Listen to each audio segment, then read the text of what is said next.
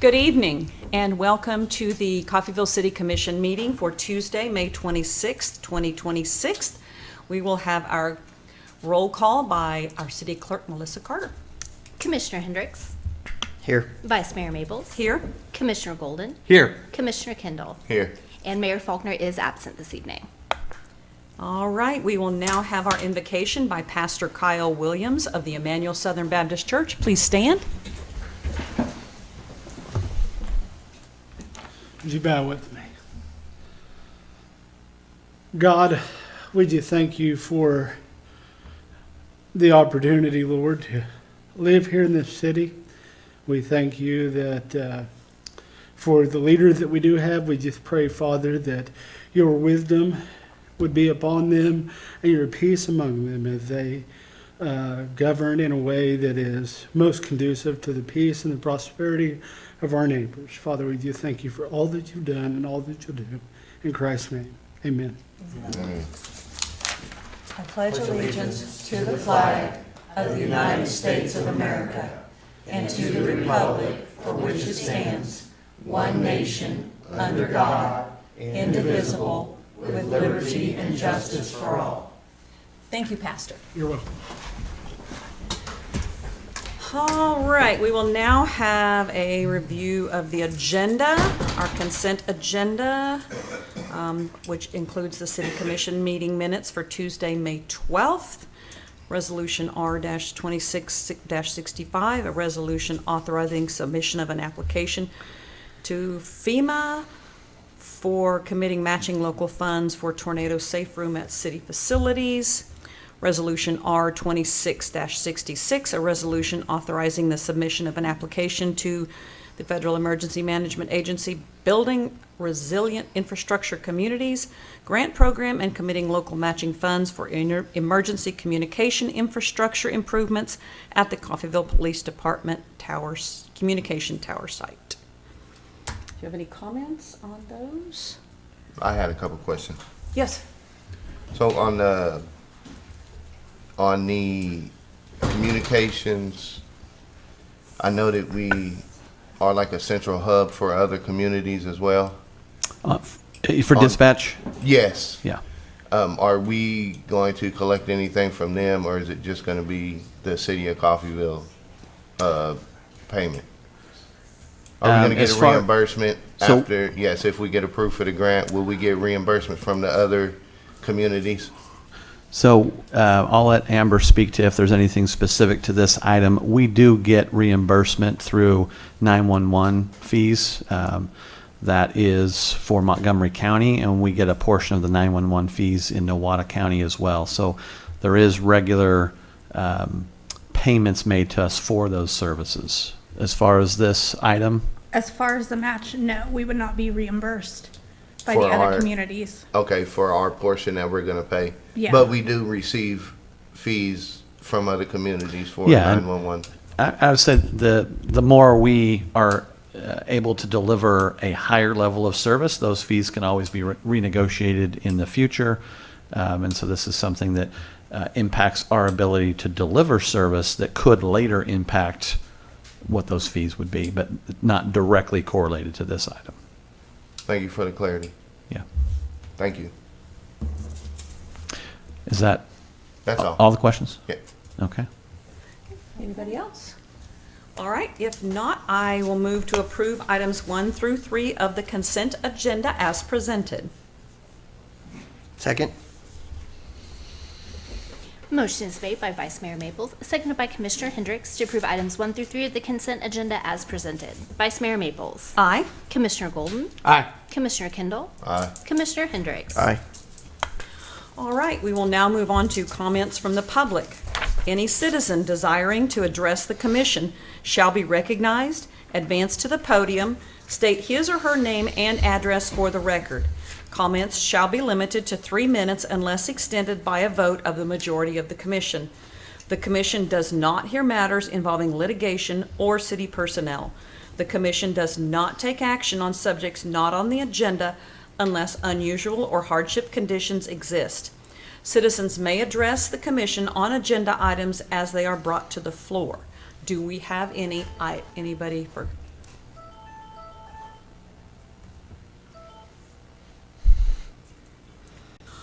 All right, we will move on then to regular agenda items, public hearings, special presentations, and proclamations. We will have a presentation by Coffeyville Regional Medical Center Foundation, Amy Taylor, Director.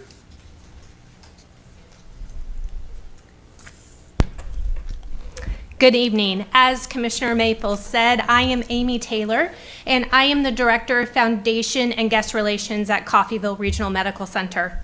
So CRMC's status as an independent, nonprofit 501c3 hospital makes it extremely difficult to allocate funds for building improvements, new facilities, purchasing equipment, and providing educational opportunities for our own employees.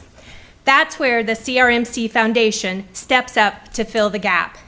For more than 40 years, the CRMC Foundation has supported CRMC with financial assistance so the hospital can continue to provide outstanding medical care to patients, including EMS services.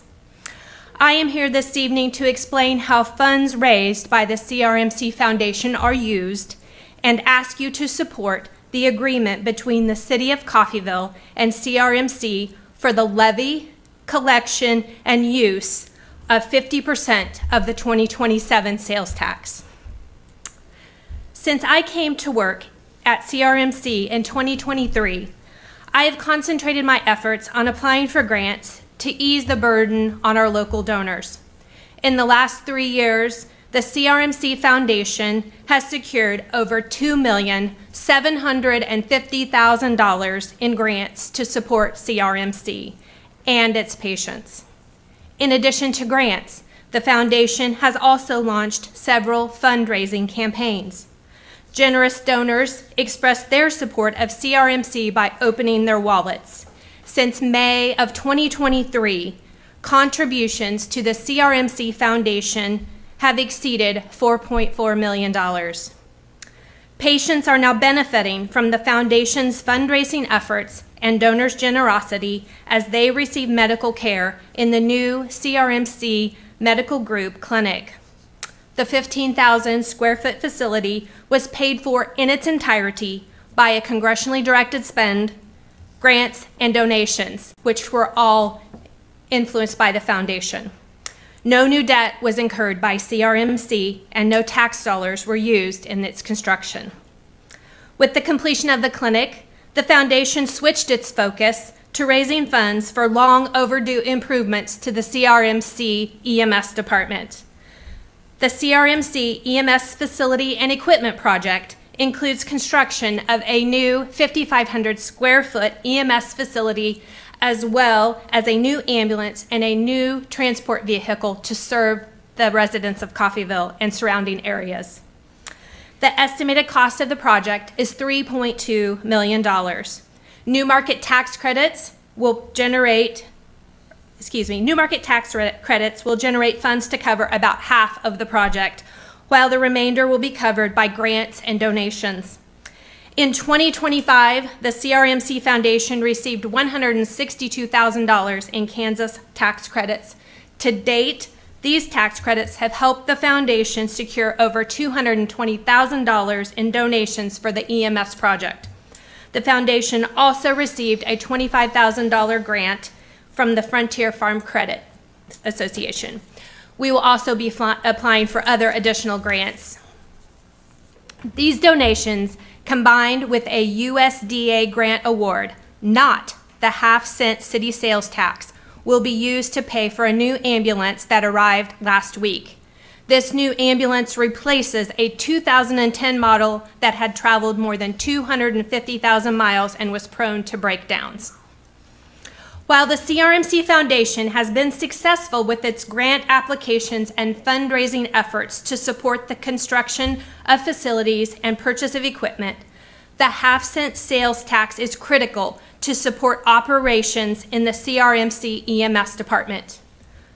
I want to emphasize that most of these donations and grant awards are designated for building renovations or the construction of new facilities, and they cannot be used for EMS salaries or other day-to-day operations or expenses.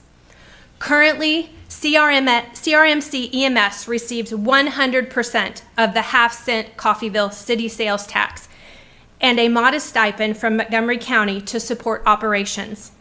CRMC is grateful for the support, but contributions from these two entities fall short of covering operational expenses by nearly $1 million every year. CRMC is left to make up the deficit, a task that is made impossible by rising costs, shrinking reimbursements, a high percentage of impoverished patients who are unable to pay for emergency services rendered. The 2027 half-cent sales tax proposition decreases CRMC's share of the half-cent sales tax from 100% to 50%, resulting in a $500,000 reduction in funding. While this reduction will create financial hardship, failure to pass this agreement and get the proposition on the ballot would eliminate funding entirely.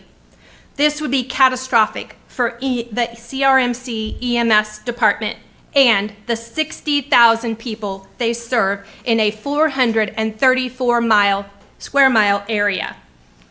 In 2025, CRMC EMS responded to 2,646 emergencies. They also transported 325 patients to larger regional hospitals so they could receive higher levels of life-saving care. This will all change dramatically without the support of the city of Coffeyville. Without 50% of the city sales tax, the CRMC EMS department's operating deficit could reach $2 million annually. CRMC would be forced to cut services and reduce EMS staff. If you and all the residents of Coffeyville want a well-qualified EMT or paramedic to respond to your next emergency in a reliable emergency vehicle, say yes to the agreement between the City of Coffeyville and CRMC. The citizens of Coffeyville deserve high-quality, reliable emergency care, and they deserve the right to vote on this proposition. Thank you for the opportunity to speak on behalf of CRMC. I would be happy to answer any questions you have about the CRMC Foundation and its fundraising efforts. Does the CRMC Foundation pay for all the ambulances? Because I always see donated by. Yes, in part, the foundation raises the funds for the ambulances. So they are generally funded by grants and donations. Thank you. I think the last ambulance we purchased, I believe, was in 2020, and that was made possible by a grant from the Patterson Family Foundation. Thank you. Yes. Thank you. Any other questions? Thank you. Thank you. All right, now moving on to old business, we will have the second reading of ordinance G-26-05, an ordinance amending certain rates applicable to the City of Coffeyville Water Utility. And I will move to approve the second reading of ordinance G-26-05 as presented. Second. Motion is made by Vice Mayor Maples, seconded by Commissioner Hendricks to approve the second reading of ordinance G-26-05 as presented. Commissioner Golden? Aye. Commissioner Kendall? No. Commissioner Hendricks? Aye. Vice Mayor Maples? Aye. All right, moving on to new business. Resolution R-26-67, a resolution to authorize the purchase of property located at 807 West 5th Street and approve a housing rehabilitation budget. Director of Community Development, Amber Dean, will make comments. Good evening. Good evening. So over the past 2 years, our housing goal has been to recruit new development to Coffeyville and to build new housing in Coffeyville. That's one end of the spectrum. Tonight, I'm proposing that we move to the other end of the spectrum and rehabilitate current housing stock in Coffeyville instead of demolishing it. The property at 807 West 5th is a duplex. It currently needs major repairs, including a new roof, siding, and major interior rehabilitation. Staff is requesting approval to purchase this property for $13,900 and a not-to-exceed budget of $120,000. We've already received estimates for roofing and siding. Roof is about $14,000 and siding's about $18,000. As we move through the project, we would bid the work out, and we wouldn't just award it to the lowest bidder. We would award it to the most qualified and eligible contractor. And once the rehabilitation project is complete, we could determine the next steps of whether we sell it or rent it out. And I'm open to any and all questions. Do you have any idea what a duplex of this nature would rent for? Anywhere between $8,000 and $1,000 Okay, per unit. per unit. I want to give, again, a little bit of context there. We work with April Nutt in Independence, who is the director of the Housing Authority there. The Housing Authority there has been there for decades. And so they're an arm of, or an appendage to the city. And many of the things that they're able to fund in housing and independence is coming through that housing authority. So here we're buying 100 acres. We're trying to develop up there. Their housing authority has been able to do that. Coffeyville had a housing authority at one time. I was told the last time it was around was just before the flood. And so this moving towards rehabilitation gives us options, which we're not choosing tonight. Right now it's, do we buy the house? Do we rehabilitate it? But there's long-term options where the city could get into that market of purchasing and renting out. Ultimately, I think that would lead to us needing to have our own housing authority. There'd probably be an advisory board as part of that. That may have to grow staff by a person or two. That's very long-term down the road. And so I know a few of you had called and asked me about that. So this isn't that decision today. This is specifically, should we buy it? Should we rehabilitate? Commissioners that weren't here know that when I first came on, we had had property, and we actually built homes brand new. And so this is definitely representing the full spectrum of what we've done. And this is a piece where we haven't gone towards yet. The other thing to qualify in all of this is our sales tax money for housing. Residents have voted on putting a sales tax for housing efforts. And I think in the last 2 years, we've done an amazing job. And really, the community has shown up. When I got here, commissioners were telling me no one will build and no one has built in a very long time. And that's a different story today. Amber, has this been inspected for any possible hazmat stuff, lead, asbestos, any of that type of stuff? And is that factored into the cost? So our building official went through and did an inspection. He doesn't believe there's any lead or anything on the interior. As far as asbestos, I could not answer. We would have to do testing. Is that why we check the box on the contract that we waive the right for the inspection or due diligence? Yes. So what happens if it comes back and we're reconstructing it, remodeling it, and then there is a big expense? I think we're waiving that right because we have a building inspector, and so we don't need to go out and hire. So we have been through that house. Our folks do that regularly. Absolutely, in construction, there can always be big expenses. I think that you'll see on there that $120,000 is probably extreme for what it's going to take, but we're trying to factor in those unknown things that happen when you really get in and start, tearing things down and trying to rehabilitate. So the 120 is including a contingency of unknowns? Yes. What is your projected on the in case there are no unknowns? We're projecting between 80 and 100,000. Thank you. And that's for both units? Yes. Turnkey? Yes.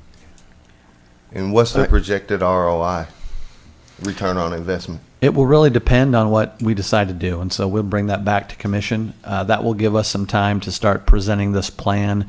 I think we'll have some other things to add to that on opportunities to go and rent this, which would be definitely a long-term ROI. again, looking at City of Independence as a great example. That's been a long-term ROI, and their rentals are significantly paying over and over again for the work of housing that they're doing in their community. Or there's a sale. Now, we don't want to get in front of private business either. In fact, Amber, I think you've looked at 2 or 3 other properties we've considered doing this for, and the private markets come in and bought those out, and we don't want to compete. So there's an ROI here of a dilapidated house that's just going to sit there, nothing's going to happen to, because no one is willing to step in and put some of that money. So there's definitely the rental or the selling it, but then there's, I think, the opportunity here to turn something into livable that may not get to. As Amber mentioned, we go through and you'll see that we have a bid out here closing the next week to tear houses down, and this is an option to keep something that we have. Thank you. Because it's going to be an expense to tear it down. So if we can avoid those expenses. It would cost more to tear it down than to purchase the property. Is there any historical significance to that property? No. Thank you. Yeah, I was thinking that. I'm a little bit skeptical, but I'm okay with this. But you're right. It would a property of this size probably cost $15,000 to tear down If not at more. our expense when it finally decays. In the meantime, we're waiting 10 years for it to decay and fall in on itself before we do something. So to rehabilitate this is a good option in this case. I assume it has a crawl space. Yes, it does. Did anybody Kyle crawl went- under it? He went under the house and he says that it looks great. So It looks great underneath. Yep. That's what I was worried about. Nope, he says it looks great and sturdy. There's also hardwood flooring in there, so we're hoping that we Nice. can. So you leave restore that alone? those. Do what? You would leave the hardwood I would flooring leave alone, the or hardwood floor. sand it and Yep, and redo finish it. Is this gut down to the frame job? Most likely it will be. So it'd be just down to the studs and start over. Okay. What's the plan for the exterior siding? I assume it's gonna be like the crete board. It's gonna be the vinyl siding. I'm I not mean, real keen unless you on want that. us to, make a mansion here. Well, with- Want to spend more money? Yeah, some granite. vinyl siding's fine until the first hailstorm comes, and then it's bad. The probably better to have the hail-proof siding. I forget what they call that. I know what It's you're like talking about. it's what the Commissioner, new if you houses would, on Edgewood if have. you would like to propose instead of the 120, maybe a 130, we can Well, absolutely. the 120 had the contingency. That's the Look, we don't want our houses to be tore apart by hail or anything else. I think we will also be consulting with whichever contractor we ultimately pick to Yeah. ensure that we are building a house or redoing a house here to a standard that Yeah. we or anyone else would and you want be it happy to with. last a while, even for future owners. So Yeah. I'm not real keen on the vinyl So- siding, but everything else, Say it again. You're not keen on which part? vinyl siding. Oh, okay. We can always explore other options. Okay. Do you have any color I've seen preferences? too many houses around Yeah, that have what's your color? Yeah. What's your color palette? well, A light purple, maybe. light No. purple would be No. no. I've just seen too many houses around town with vinyl siding that have holes punched Yeah. in there from the hail. So, Ben, I'm not sure if this is for you or for Amber, but if that turns into a rental on duplexes, does that in essence make the city the landlord? Yes, it would. Interesting. So that's where we would have to have further conversations on how's that really going to be managed? Do we need to have an advisory board like we do for others? You know, the April Nets group is kind of quasi government there. They work in the city. They work with the city, but they've turned independent. A lot of options there. We've got some groups. We got one group in town who's got a lot of experience with this and have done this kind of thing themselves, investing back into the community. So we have community partners that are very familiar with housing, including April, that come down and consult with us. And that we'd ultimately take all that into consideration if we decide to move that direction. Thank you. But again, that's not the decision tonight. That would Right. be forthcoming on what do we do with this house, which we'd present that back to commissioners. Perfect. okay. Any other questions? All right. If not, I will move to approve Resolution R-26-67 as presented. Second. Motion is made by Vice Mayor Maples, seconded by Commissioner Golden to approve Resolution R-26-67 as presented. Commissioner Kendall. Aye. Commissioner Hendricks. Aye. Vice Mayor Maples. Aye. Commissioner Golden. Aye. Thank you. Thank you, Amber. All right, now, ordinance S-26-01, an ordinance authorizing the execution of a cooperation agreement between the City of Coffeyville, Kansas and the Coffeyville Regional Medical Center for the levy collection and use of 50% of the 2027 sales tax. City Manager Ben Brubaker will make comments. Thank you. Thank you. Commissioners, I think we went through this in a lot of detail at our last meeting that we talked about the cooperation agreement. This is a near replicate of the one from 10 years ago, which we were not following. This has been sent to CRMC.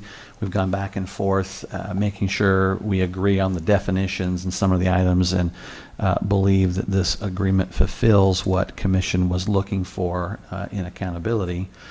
And so one of the things I just need to comment on that is the 5.2. CRMC shall, on a monthly basis, submit to the governing body of the city the board of directors meeting minutes. Did catch that today. They actually meet every other month, so that we're not going to get minutes when you don't. So we would make that resolution with that correction in there. But if you have any of those items, really that 5.1 to 5.7 is sort of the meat and potatoes of accountability. If you want to go over any of those or have questions, what that means, either myself or our finance expert could ask any of that. Or answer any of that, sorry. Historically, Ben, have we received these To my knowledge, no. ever? I'm going to go back to 2019. We have not found any record of this. It gets complicated because there used to be another board of trustees. Maybe in their minutes, we've looked, on the top part of that to see if we could find anything. We could not find anything. And this agreement specifically stated, in fact, there was a amendment to the agreement the state required us to put in. It's our responsibility to ensure that these things are met. And so from what I can find, no. I want to caveat that. That doesn't mean it didn't happen. Sure. I can't find it. Is there a penalty if it's not provided?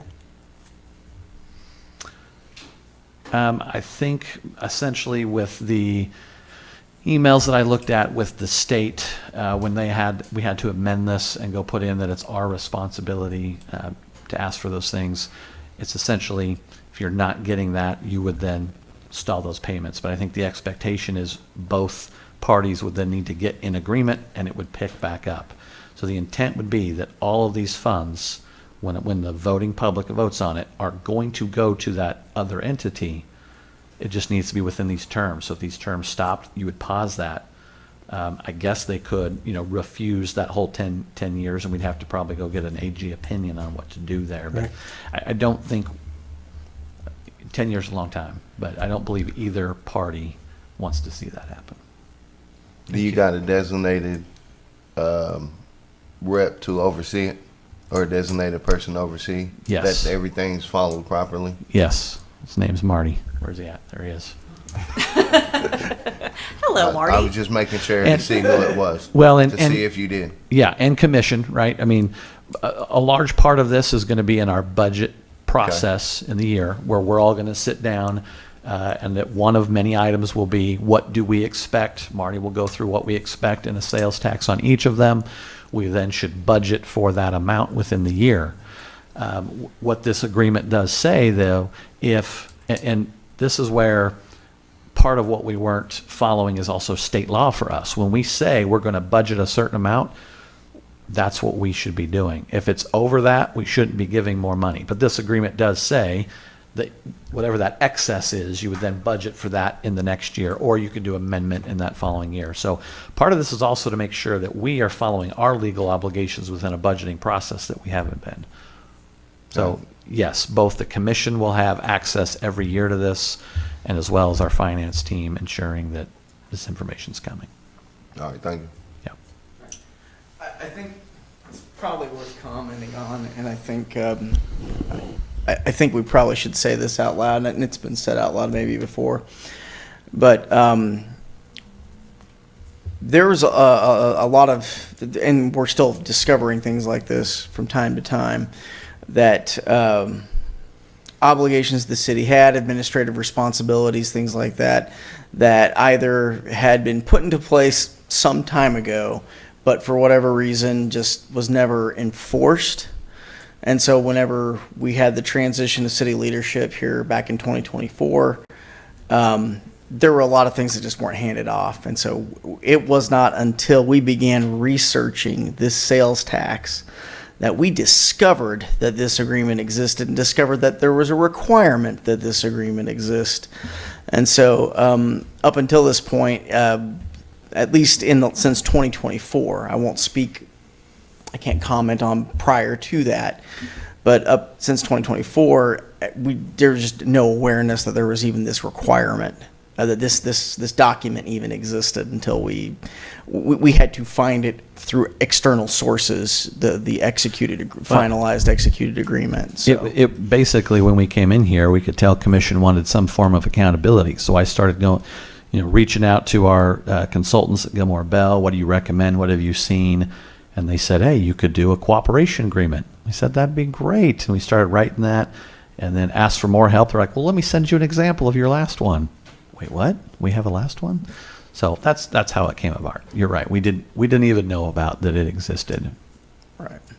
So I just wanted to make sure we were clear on that and why you can expect it to be differently going into the new sales tax, because now we are collectively aware and had a hand in crafting what those stipulations were and what those requirements would be. So Thank you. And it may pay to note,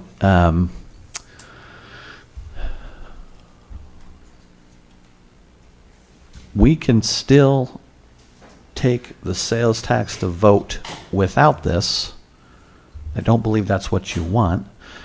In looking at the last one, the voters had already voted on it, right?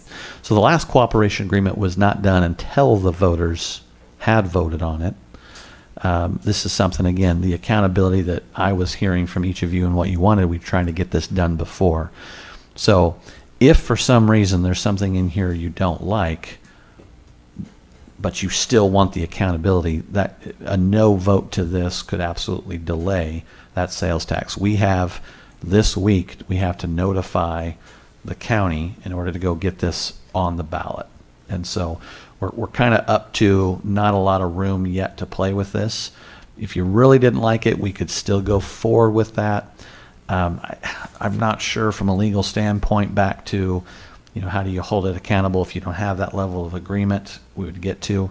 To be honest, if for some reason this fell apart and it was after the vote, CRMC wants to sign this as well. They've gone through that. They want to be accountable to these things. So this is not only is this a cooperation agreement, but we've created this in cooperation. So I don't know, absent of any glaring issues you see, that there's any reason not to move forward since you've already approved sending it to the voters to select or not to vote on. 6.1, it talks about the duration of the agreement. And I'll read what it says. It says the agreement will continue in full force and effect until 120 days after the termination of collection of the 2027 sales tax. Any 2027 sales tax revenues not previously budgeted for distribution to CRMC shall be dispersed to CRMC pursuant to the next annual budget of the city. Yes. My question is, there was one in place initially for 10 years, and it was in essence renewed for an additional 10 years. How long is this one for? This is for 10 years. This one is for 10. So the name of it is the 2027 sales tax. Don't let that. That was doesn't mean the 1 confusing year. point. Yes, it is for 10 years, but it's just we're making a very easy name of the year we did that. Thank you for the clarification. And the 120 days has to do with the timing of when we make payments. They're usually 120 days after that transaction has happened. And so even though there's a calendar year, there's payments for 120 more days. Understood. Yeah. Thank you. To be clear, in section 5.1, it says CRMC shall, not later than January 1st of each year, submit to the governing body of the city the hospital's operating capital budget for mobile pre-hospital system emergency service and related operational costs. So Yes. it's not for the whole hospital, it's just for that. just that emergency subset. services. Yeah. That's what I was Yeah, and there's a definition up above, so that's a good one. We can look at that. Mobile pre-hospital system, emergency services, and related operational costs means the ambulance, paramedic, emergency medical response, transport, administrative support, and other related operational expenses allocated to emergency medical services and reported by Coffeyville Regional Medical Center within its annual Medicare cost report submitted to the Centers for Medicare and Medicaid Services, or CMS. So you got to, I'm not an expert at hospital billing, but everything has got a code that is billed with that. And so that's what this is trying to suggest here, is anything that is submitted to Medicare or Medicaid within those codes applicable to that. So that's pre-hospitalization, Yes. Yes. completely. Yeah. So I'm going to guess where you're going with this and maybe talk about that real quick.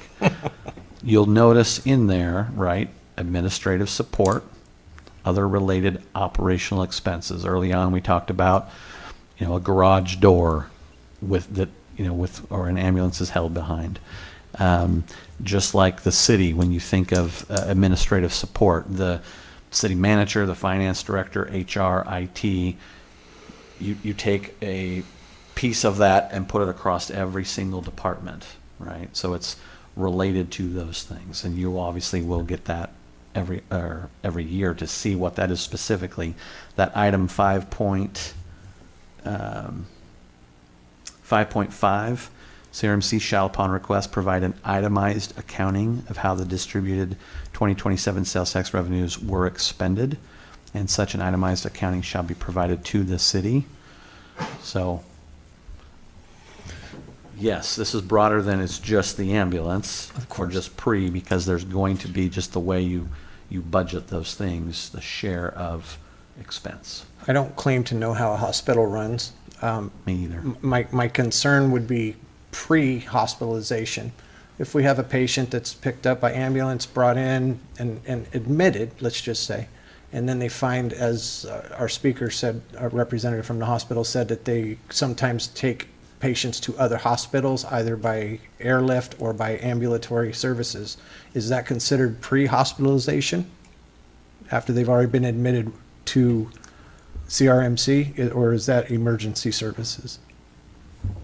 Pre-hospital system, emergency services, and related operational costs. So maybe I'm not, you're saying like If they need to transport to Tulsa or Joplin or whatever after they've been admitted and they find that the level of care that's needed is not offered at our hospital, and there's a specialist at a different facility that can see them, if it's an airlift, that's an incredible cost. Now, is that? That's out of, I'm sorry? I pre-hospital. don't think this hospital would pay for the airlift. That's a different company. Once they release them to the helicopter, it's. Yeah, the intent is pre, not the hospital going somewhere else. This is the, So once they get the bracelet, it's no longer pre.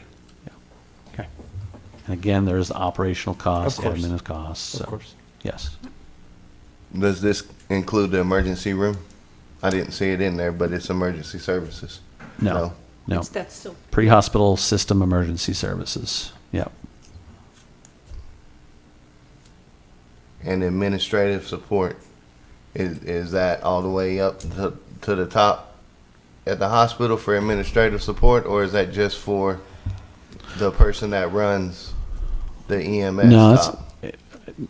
I'm going to put words in their mouth, and so I have to be careful here.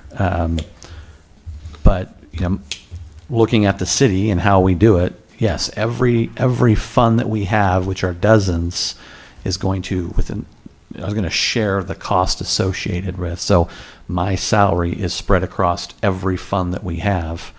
If you've got, 36 of those, you divide my salary by 36. That's an easy way of looking at it. Marty, I don't know if you want to explain that any different, but essentially it is IT, HR, all the things that they still have a phone system and a computer system and someone to call to say, help me. They still have to hire those people. So there's going to be that administrative costs. I understand. But those are with managing your pre-hospital emergency care services. So we just need to make sure we're being very, very clear. We want to be specific here when we say pre-hospitalization. So technically, there's a component of the emergency room that constitutes pre-hospitalization. So we do need to make sure that that is on the table here. I don't want anyone thinking that it's the ambulance ride and that's it. That's not what we're talking about. When we say pre-hospitalization, I can go to the emergency room. They can check me out and say, okay, you know what, false alarm, we're sending you can go home now. That's not hospitalization at that point. So just making sure that we're clear about the scope. Now, once it's determined that you have to be admitted to the hospital, boom, done. Then that's the line in the sand there that we're talking about with what we're discussing here. See, I thought an emergency room doctor was not part of this. No, Okay. not the doctor. So essentially, when is the job done? And that's going to be hard for us to sit there and draw a line. But you got an EMS person that's pushing a gurney into a hospital, right? There's still this matter of that transport until it is either a handoff or a pushback out, I think. Okay. The reason that the hospital has asked that we use this Medicaid, Medicare definition is because it's very defined. It's a well-established standard, as opposed to getting confused about, well, where's the line in the sand? Where's this? Where's that? And a bunch of us that have jack diddly and by way of experience with hospital administration, trying to create a sort of a set of moving arbitrary rules that they've got to figure out how to follow that makes absolutely zero sense to what's actually going on.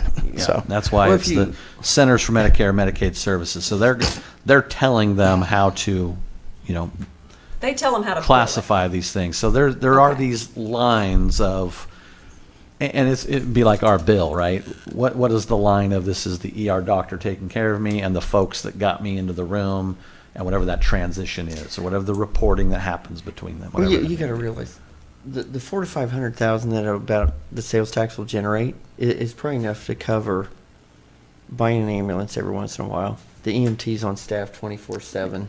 There's not going to be really money left over to pay. For that is a really good point. That is the functional cap to what will or won't happen there.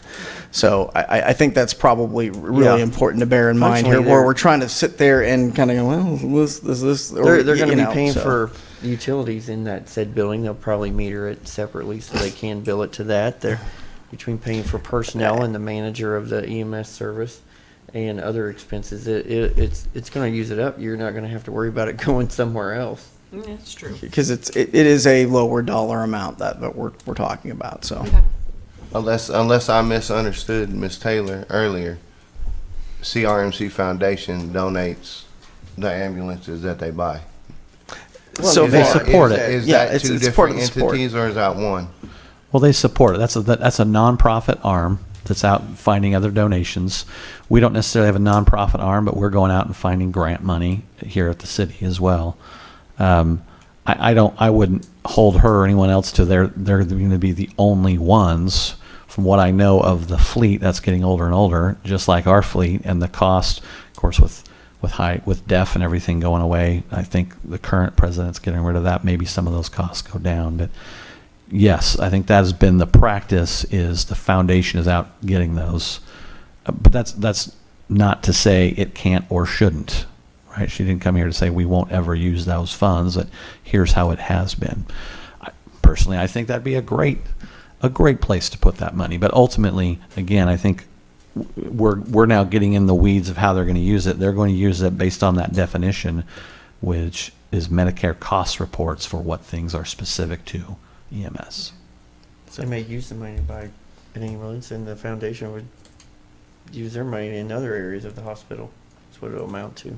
Yeah, My guess. The important thing to me with what what Ms. Taylor said is that there are lots of ways for them to support EMS. We're supporting it. Of course, revenues, which are, we can debate, how much revenues come in from Medicare, Medicaid, but there's other members of the public and other organizations donating to support that as well. Well, I think with the report that'll be required, we're going to find out We'll see exactly yeah. how much it'll Absolutely. cost to run just that section. Yeah. All right, if there are no other questions, I will move to approve ordinance S-26-01 with the correction to, is it 5.2? Yes. it Because of the meeting was. time?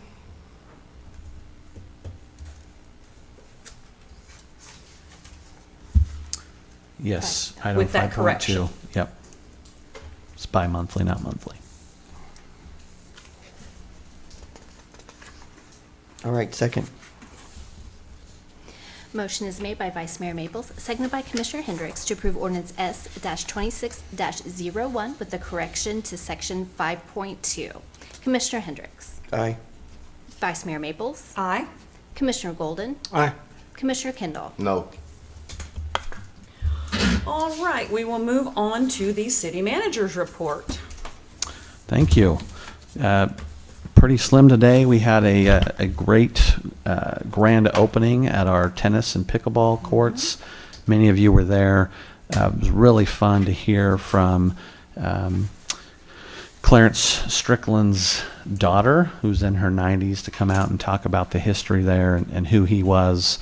Amber and Ashley and others did a lot of research to truly understand. It's amazing how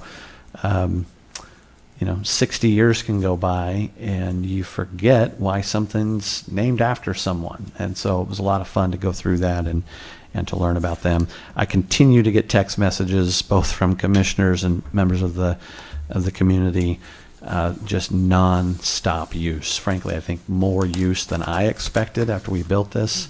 Had an employee that went there Monday morning at 9 a.m. this last Monday to a line. All the courts filled, lines of people waiting to get in. So I think our community is just ecstatic about what we've built there. It's great. We had a great memorial event within our community. A lot of great people supporting that, including you commissioners. And just another reminder that this is us celebrating our 250th year, and that really this kind of Memorial Day through really through Labor Day is just a great time to celebrate. We encourage all of our community partners and members here to remember that. Of course, our holidays are July 4th, our summer celebration, the Interstate Fair and Rodeo. A lot of things going to happen. Great time to celebrate that moment in our history. Commissioners, about 18 months ago, we realized that our Martin Luther King Memorial Highway signs were no longer out on the highway. In, I think it was 1991, we had residents that went up and petitioned the state, and there was a House bill created that 166 from beginning to end of Coffeyville was the Martin Luther King Memorial Highway. So about 18 months ago, I reached out to KDOT. What happened to the signs? Can we get them again? They've printed them. They've installed them. They're back in the ground. You'll notice them. It's when you're used to just driving by and not paying attention, it might be hard to check for those. But look for those. They're there. We will be having a recognition event of those signs and the people that put them in on June 19th.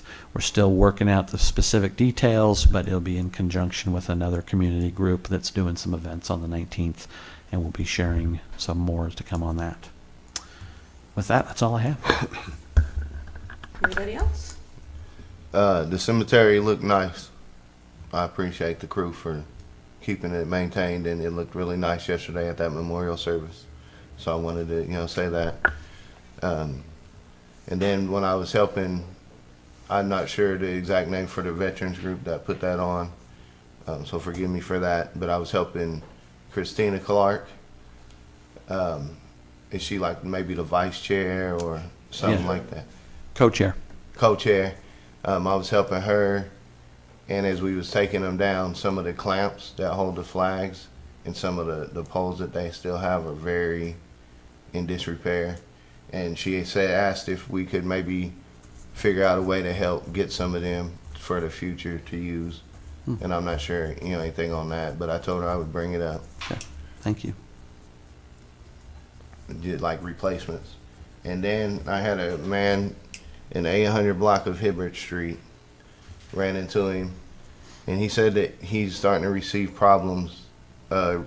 He's starting to have problems receiving his mail there because the road is deteriorating, where it used to be wide, and now, as from his yard, is a big mud, and the mail people won't get out of the truck and put it because it's mud. And when it's raining a lot, What was the address again? it's the 800 block of Hibbert Street. I believe maybe 806.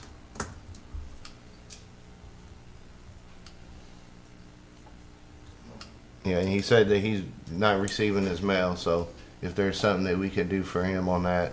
Yeah, that'd we'll be look into nice. it. That's all I have. Okay, anybody else? I do, actually. Okay. Early in the week, I was contacted by a young lady who is part of the Sri Chimnoy Oneness Home Peace Run. And she contacted me and asked, she was coming through Coffeyville, and come to find out that she's actually kinfolk to the Cubine family. And what they've been doing is they've been running for peace all across the world. And they carry a torch. Some of you may have seen them running through town. The torch was kind of special for me to hold. Come to find out, it's been held by Gandhi. It's been held by Muhammad Ali. A lot of people who are champions of peace. And they're doing a 10,000-mile run. They started in New York, ran down towards Florida, came up through Oklahoma, and then came here. They did an amazing presentation at the Dalton Museum. They got a really neat tour at the Dalton Museum, and then they went over to the Boys and Girls Club, and they just had a blast. So that was really kind of neat to have those people come through and spend some time in Coffeyville.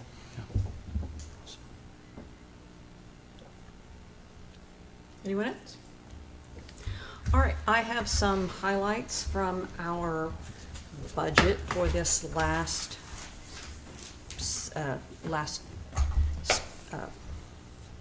payment period. We have Asplund Tree Service for tree trimming. That seems to be an ongoing issue. $13,444.30. City of Coffeyville for various, the new tower, new generation plant, things like that, $24,508.31. Grand River Dam Authority, our big one, $3,208,572.93. J. Graham Construction, and that is for the CRMC Street project, $388,979.50. Southwest Power Pool, $890,582.08. Goins Enterprises, water and wastewater depreciation and replacement, looks like a line repair for $148,704.59. Timco Blasting and Coatings, that's more water repairs, $1,122,871.43. Waste Connections of Oklahoma, $44,818.75. And a payroll of $460,655.23. And a total for this period of $6,293,526.96. Any questions on that? All right, if not, I am going to move to recess to executive session to discuss matters relating to security measures as permitted by KSA 75-4319B12 of the Open Meetings Act, to include the city manager, Director of IT, and Director of Finance for a period of 10 minutes. To reconvene in the commission room at 7:35. Second. Motion is made by Vice Mayor Maples, seconded by Commissioner Golden, to recess to executive session to discuss matters relating to security measures as permitted by KSA 75-4319B12 of the Open Meetings Act, to include the city manager, director of IT, and director of finance for a period of 10 minutes to reconvene in the commission room at 7:35 p.m. Vice Mayor Maples. Aye. Commissioner Golden. Aye. Commissioner Kendall. Aye. Commissioner Hendricks. Aye. All right.